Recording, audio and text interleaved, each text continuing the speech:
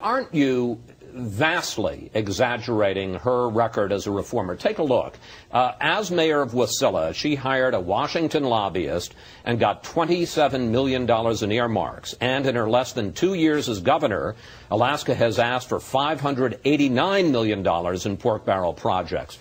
Her record as a reformer, particularly on the issue of earmarks, is far from clean. Well, let's be clear about this. When she was mayor of Wasilla, there were already people in place who were getting those grants from the federal government, and small towns do a lot of that kind of activity because mayors of Washington lobbyists who was close to Washington was already involved in that. And so she hired. But let me also point out these pork barrel projects that you talk about. These were not projects that she tried to get. These were projects that the Republican establishment in Alaska, who she campaigned against and beat many times over, were the ones picking those grants up. Let me remind you, she vetoed more bills. She cut back on more pork barrel spending in the state legislature than any previous governor. She converted that legislature into reform because she passed ethics reforms and corruption reforms. She railed against the establishment in Alaska and was able to accomplish great things, like passing a significant energy bill that allowed them to create a natural gas pipeline.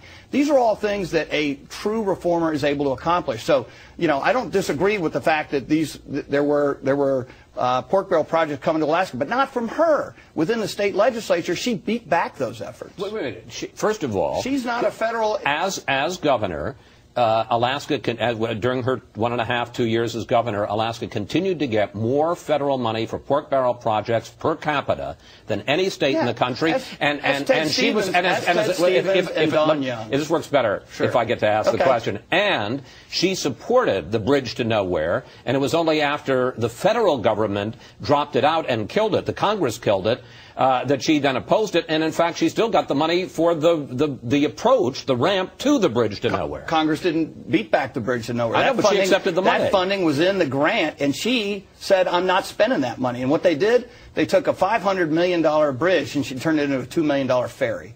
And that's what she did on her own without any help from anybody else. Well, actually, it was Congress that killed the money for the bridge to nowhere. But let me move on to something